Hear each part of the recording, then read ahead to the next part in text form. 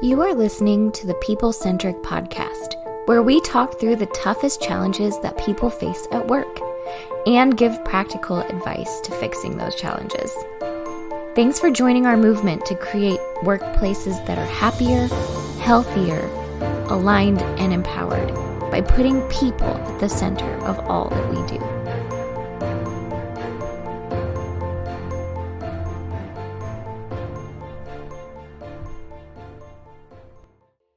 Hey, people-centric leaders, it's Bethany Taff. I don't normally start us off on these conversations, but here we are. And so it's just me and Diana today. Do you want to say hey, Diana? Hi, it's just the two of us, which is like a very small podcast, but I think it's going to be great. Yeah, we have fun. We talked for a good 35 minutes before before we started recording. Not about the podcast, no, just about life. Life and work and all those things. And so we had a great time, but we figured we better start recording. We should hit record and have a conversation with you guys, our listeners. And so just first of all, I just wanted to say this. We didn't plan this. Diana at Royalty has just celebrated her 10-year anniversary at People Centric, which how do you feel, Diana? I feel really good. I think a lot of people look at it and they're like, oh, 10 years, I couldn't imagine being at one place for 10 years or more or whatever. And it's not super common in today's workforce, but I think I always find new opportunities to learn here. I'm always growing here. We're always kind of doing something new. We're always talking about cool topics that I'm totally into. So I haven't felt not challenged and I haven't felt stagnant. So I'm rolling with it. That's what I'm doing. Yeah, that's great.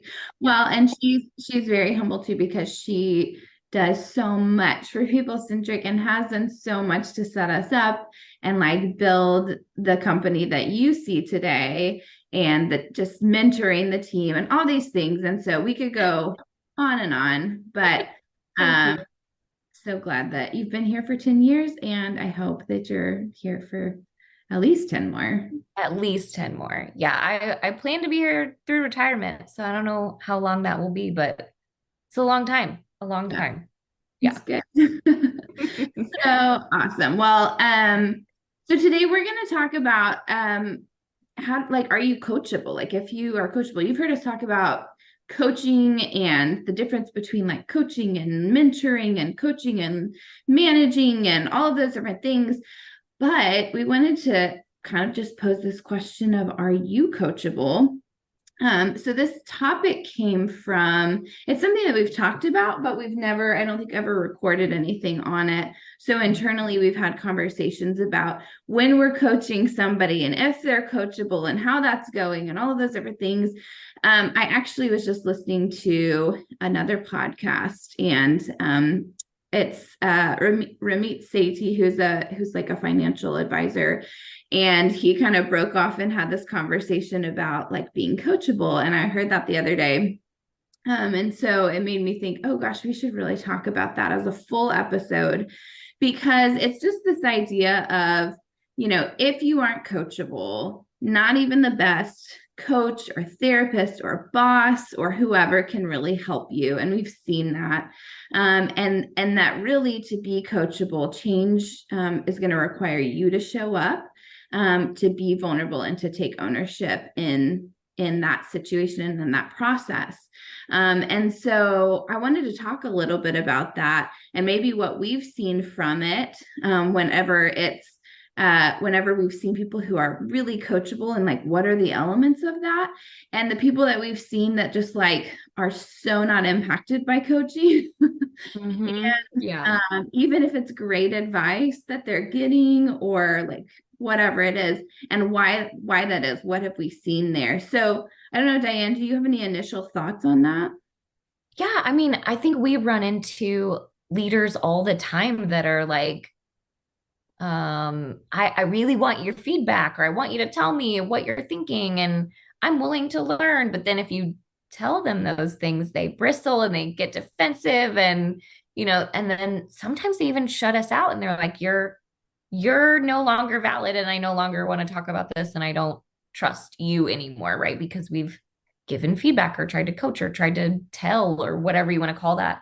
But I think we see that happen. But on the flip side, we've also seen people who are like, no, I really do want the feedback and I want to learn. And they take it and they process it and they come back and they say, great, I made these changes. I did this thing. What do you think about that? How do you think I did?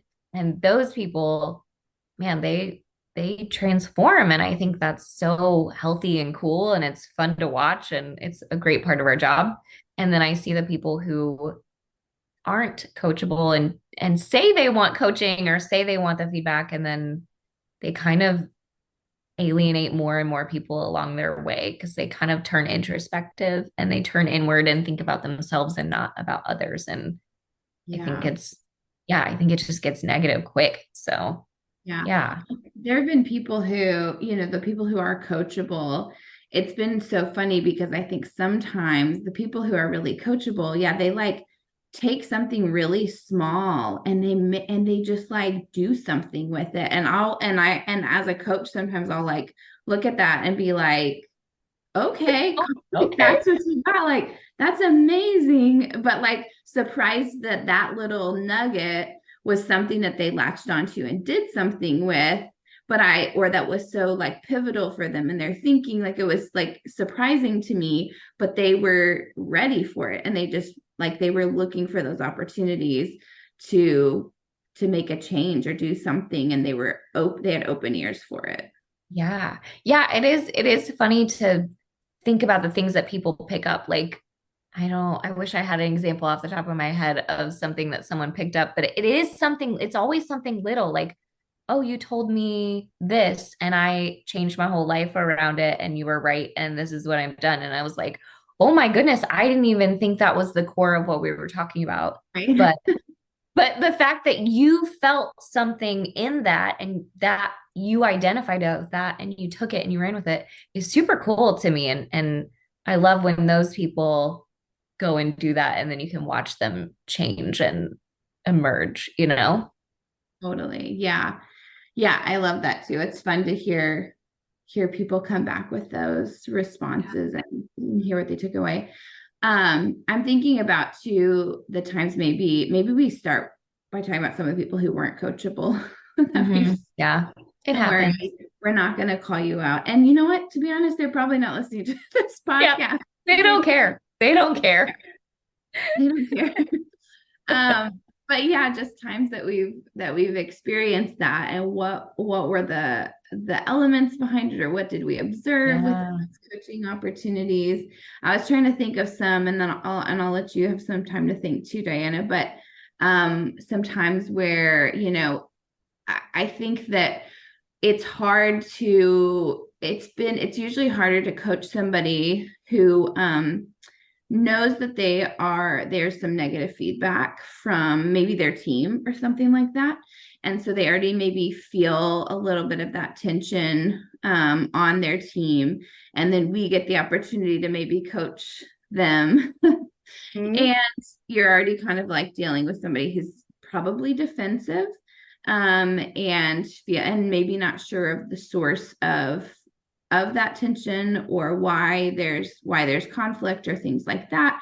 And as a coach, our job is to come in and kind of help reflect um why that tension might be there and help them sort of see like what's maybe going on here and how to fix it. We're not going to always come in and say, hey, here, you're doing this wrong and like here's how to fix it. We want to help them discover that and see it for themselves. But I think that's one of the things. And so whenever I've interacted with people like that who are already kind of coming in defensive, um, they might say like, yeah, I want to know the truth. Like, I want to get to the bottom of this. Like, let's just figure this out. and and um they kind of what I've seen is like people who are not coachable, they just want you to tell them the answer. They want Uh-huh. you to just give them the direct advice. Say, if you take this step and then this step and then this step, then all your problems will be solved. And then you're fine. And then And then 100% good, which is not yeah, how it works it's not ever. it works. And so that's, I think, one thing that I've seen there. And so then when you start asking somebody like this, who I would consider not coachable, questions about themselves, they're like, wait. I thought we were talking about the everybody else in the situation. They Yeah. keep This trying isn't to about point me. fingers outward. Yeah, they keep trying to point fingers to other people. And really, whenever, as we keep pushing and saying, like, that's fine. I think a phrase like we often say, like, okay, I understand, but we can't control other Mhm. people, but we do have you in the room right now, and we can make changes about how you show up and changes Yeah, that you can make. And that's super uncomfortable for the uncoachable person. it is. Yeah. And they don't like that, and they bristle away from it usually. Mhm.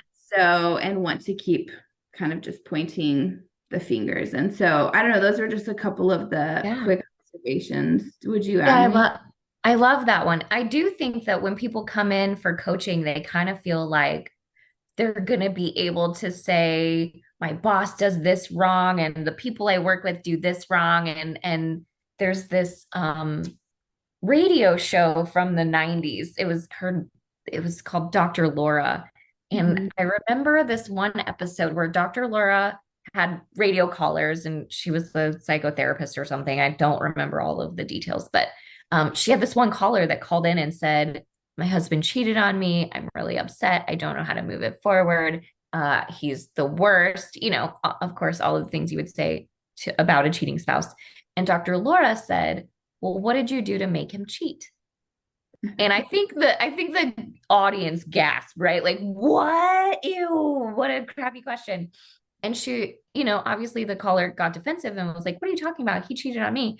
And Dr. Laura just said, but I'm not talking to him, right? I'm not talking to him. I can't change what he did. I can't ask why he did that. So I'm just going to ask you, like, why do you think he did that? What did you do? What was your part in it? And are you going to change so that it doesn't happen again? What are you going to do? And I remember just being like, whoa, that's really crazy that she asked that. But also, she's not wrong. Like, you can't, Yeah. yeah, you can't change another person. You can only change yourself. And so I think about that example a lot when I'm talking about coachable people and things like that, because when you go into coaching, if you think you're going to learn how to change other people, you're wrong. You're only going to learn how to change how you react and how you interact because you can only change you. And so I think people often go into coaching with a misconception already built that they're going to be able to like change things around them when really you're only able to change yourself? Yeah.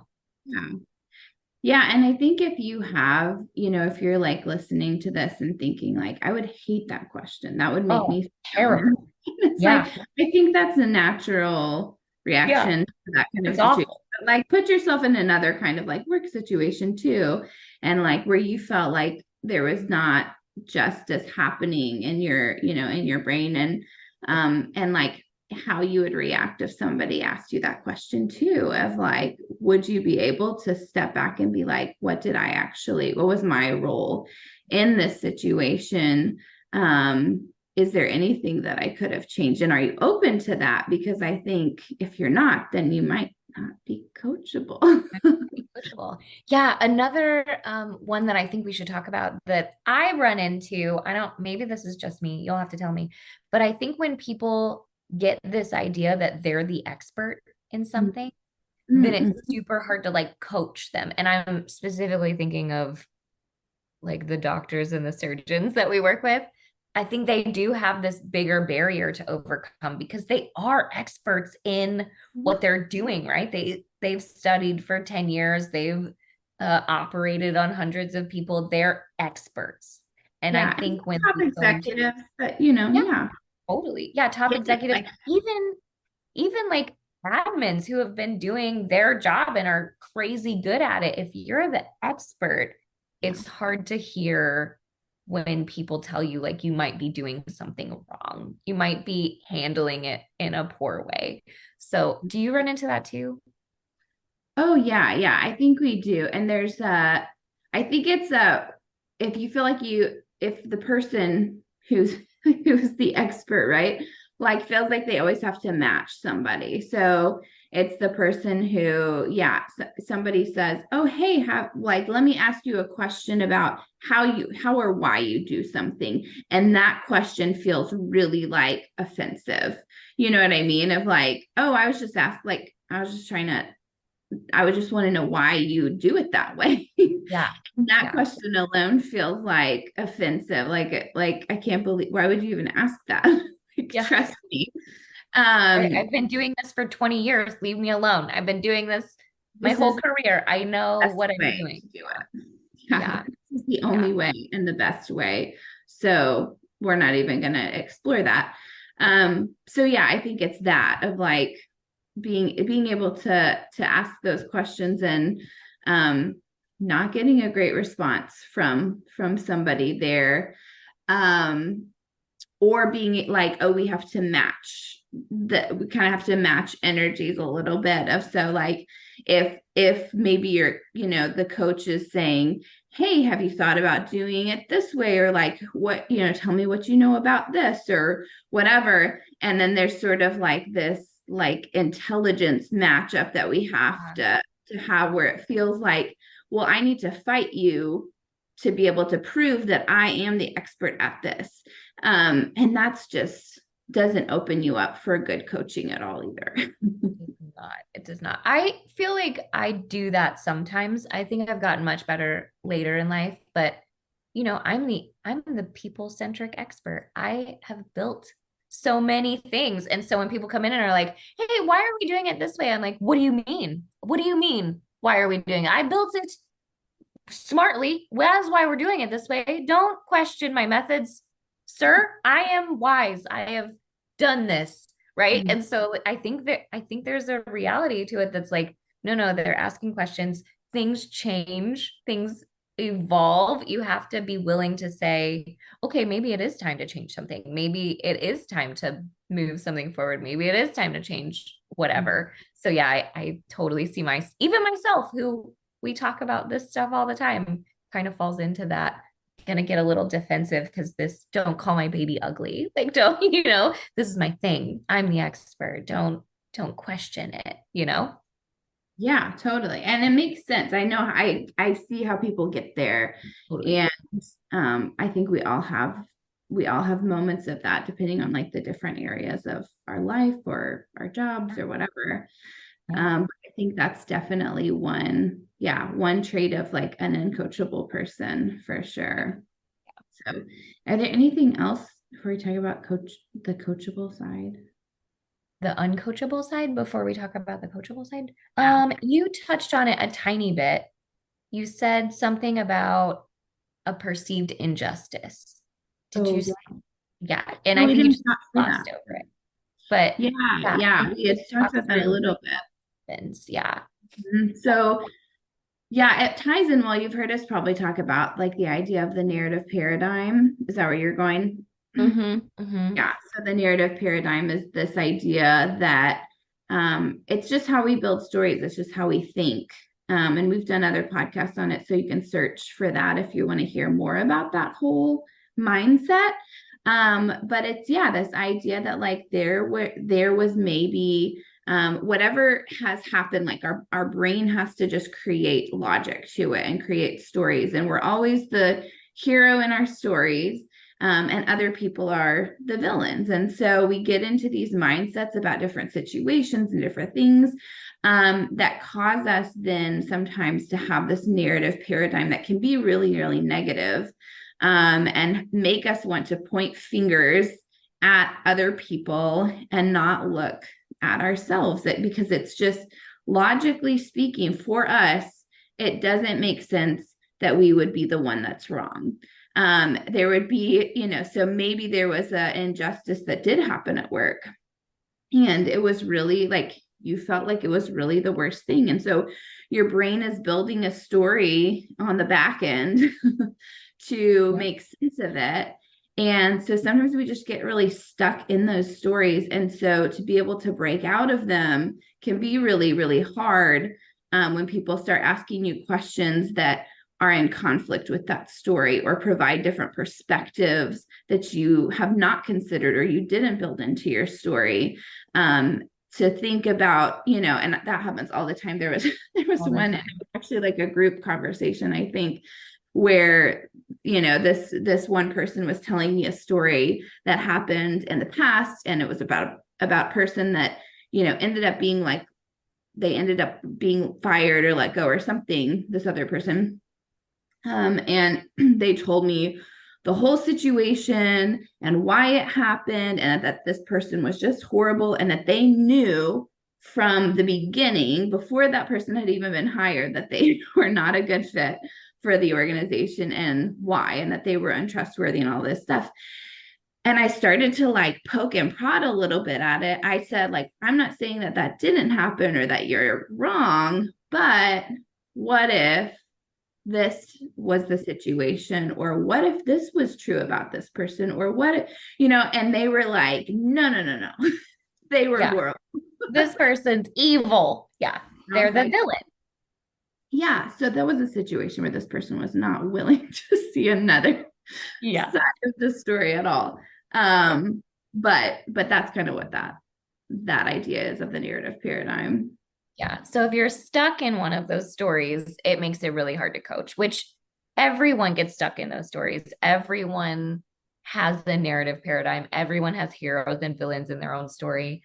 And so it is during those coaching moments, it's hard to get those people to say, let's look at the other side of this. Let's look at the villain's perspective. They don't think they're a villain. And so those moments are really hard. And sometimes people are just like, nope, they're a villain. You cannot convince me otherwise, and I am not going to change that. And I think that those are the moments that's like, ugh, I can't coach you through this.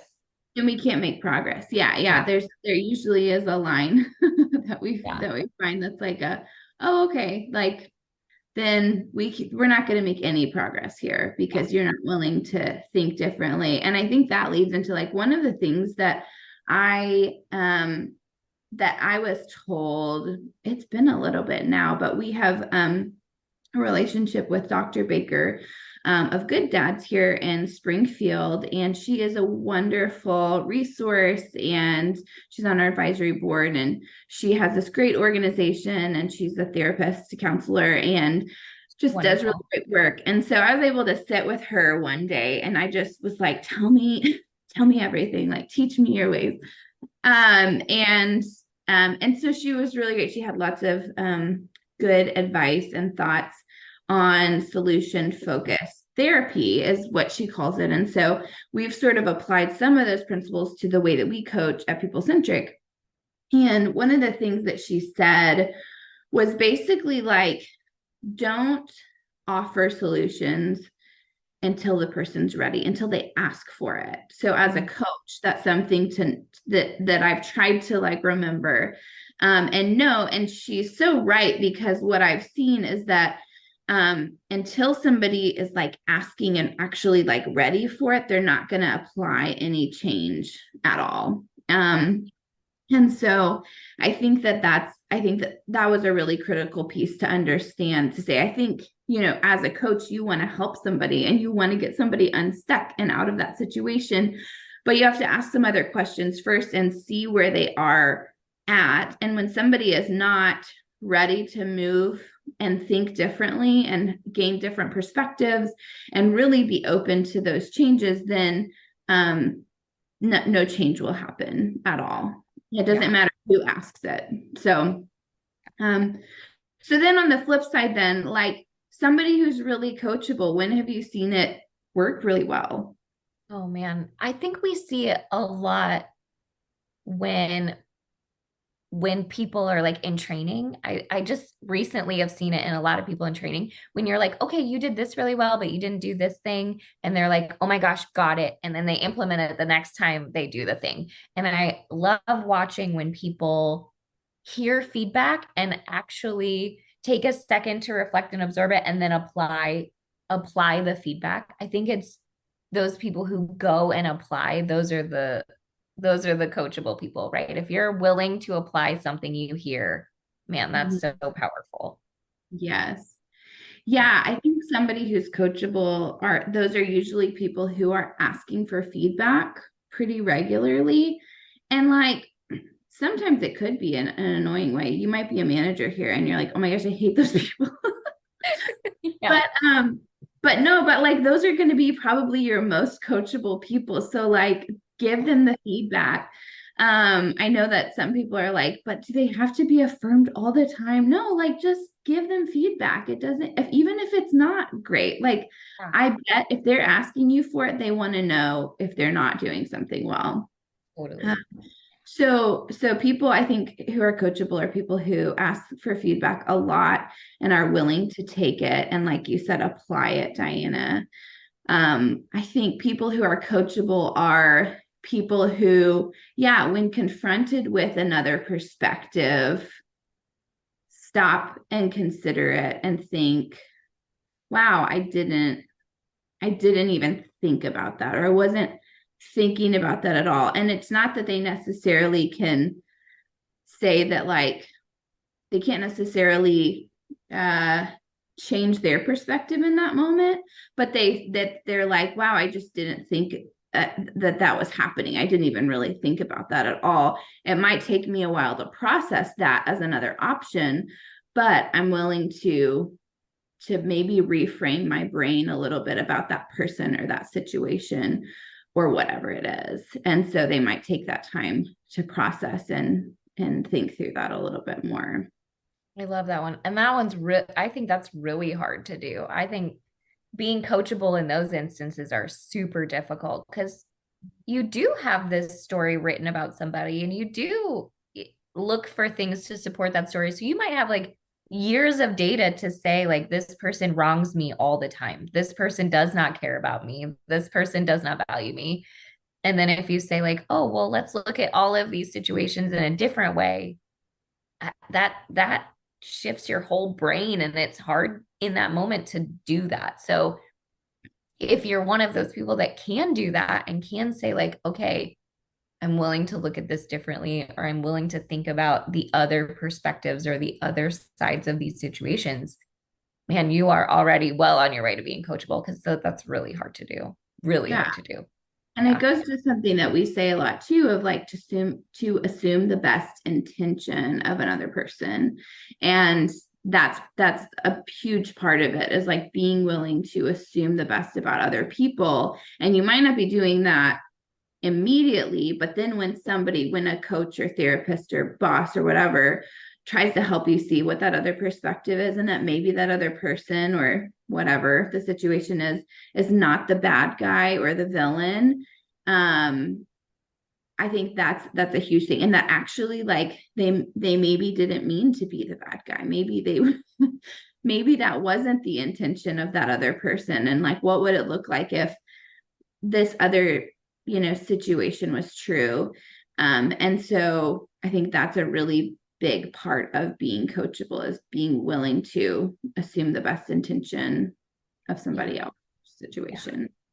I also think that sort of goes to being introspective. And we talk a lot about how if you're willing to look at yourself really hard under a magnifying glass, you're probably coachable.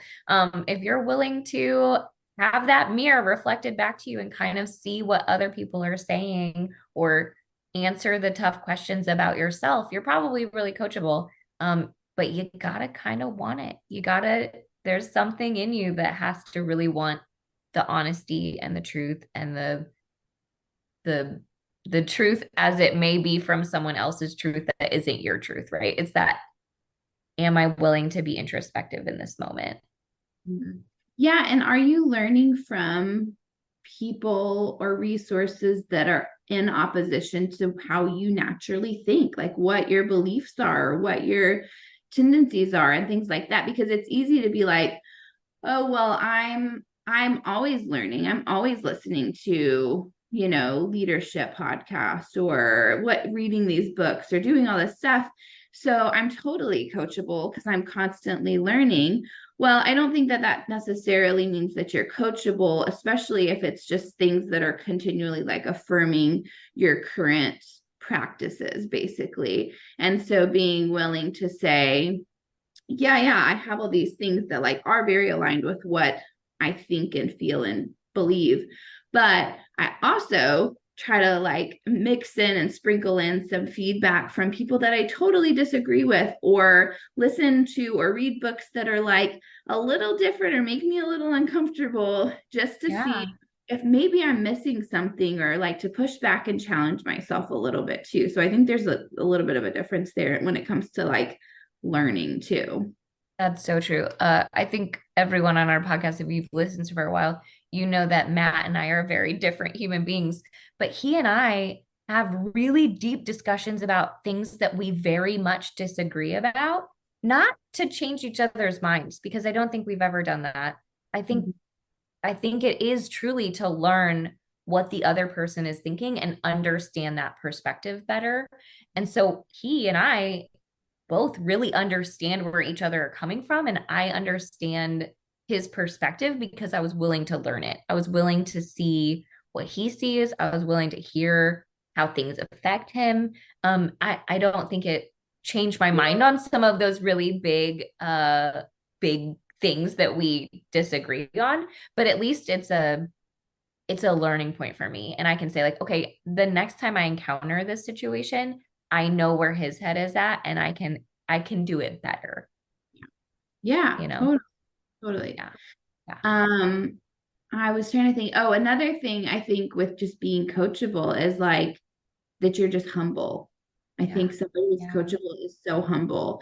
And, we talked about like, yeah, they're willing to, some of these other things sort of are like descriptors, I guess, of somebody who would be humble. But I think it's somebody who, yeah, doesn't necessarily assume that they're the expert on everything, and that they're generally the people who don't, we all even say like they don't like need coaching necessarily always. Like they're not the ones who are, I'm looking at and I'm like, wow, they are losing it. They're Yeah. the people who are like, no, I really just want to be better than what I am today. And here's some things that I'm trying to process and work through. And I just need somebody to help me make sure like I'm going the right direction, and to think out loud and to push back on me a little bit and things like that. And are just ready and open in that mindset. That's not where everybody is when when we've done coaching. I don't think that's where everybody is necessarily, but those are like the most coachable people, because they're ready and they're in a space of like, I want to develop and learn and grow. And so I think that's the most coachable person. There's probably, and we've talked about like the very uncoachable person. There's probably even, a range in between there too. That's a little bit of like, hey, I feel like there's probably some fires here in my life. Hmm. And I don't feel comfortable with those changes. And also like, I need help somehow. And so sometimes it's the hardest part is like bridging the gap between those two things, to say, okay, like let's get you to a place where you're ready. Like here's what you have to do to be ready and willing to change. And so part of that is like what we're talking about, of like these elements of like being vulnerable, and showing up and saying, I'm going to try things, I may not always agree with them, I'm going to take ownership for what I can take ownership for, and like let's just see what happens. Yeah. So I don't I know. think that the podcast that you referenced summed it up so well when they said a coachable person will take something from even the worst feedback. Like even the like, The most I don't believe mediocre this is book, like true. Yeah, the worst written book will take something from it, right? Those people will say, not all of this is true. This is poorly written. I don't agree with it, but I'm going to take something from it. And the least coachable people could have the best coaches, the best trainers, the best experts telling them, and they'll still not take stuff away from it. they'll make excuses, they won't see progress, like all of those things. They'll and that's, I mean, I think that's a huge piece of it too, because I think we've all seen that in different situations, of somebody who has access to the best of the best of the best knowledge, or like training or whatever, and it's Yeah. like doesn't impact them at all. Yeah. Yeah, you could have all the resources in the world and still not be impacted. This is probably a coachable thing. Totally. Yeah. So What did anyway, we there's probably miss? a lot more. Yeah. What were you gonna say? I was gonna say we probably missed a lot. Like there's probably a ton, and we could talk about it for days, I bet. Yeah, for sure. And pull out different examples that we've seen and all kinds of stuff. But I think this is a good just start of this conversation. And we'd love to hear from you guys if you have like more thoughts about this, or if you're curious about getting some coaching too, what that would look like. And we'd love to talk with you about that as well. But yeah, but otherwise, thanks for joining just me and Diana today as we have a conversation about what it means to be coachable. So thankful. So thankful. So we'll talk to you guys next time. Thank you for listening to the People Centered Podcast. We are so grateful for you joining us every week. If you like this content, please like and subscribe. Also, feel free to share on your social media with everyone that you know. It really does help us. If you would like to contact us, I have put our information in the show notes. Please reach out anytime. We love hearing from you. We will be back next week with a new topic. Until